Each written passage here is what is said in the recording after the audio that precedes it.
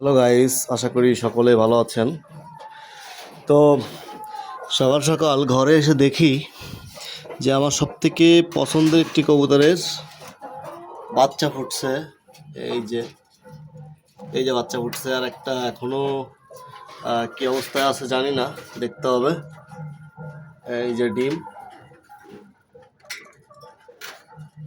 এর মধ্যে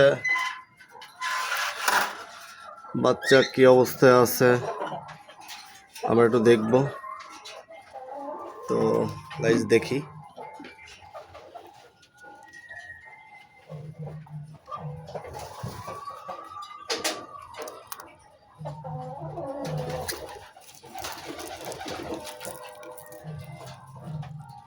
বাচ্চাটি মারা গেছে, কিছু করার নাই, আসলে এটা প্রকৃতির একটা নিয়ম, মেনেই চলতে হয়।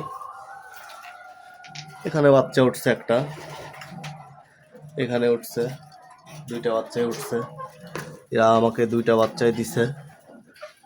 তো ওই বাচ্চাটা মারা গেল। এখানে এখানে ওই যে বাচ্চা মা খাওয়াচ্ছে।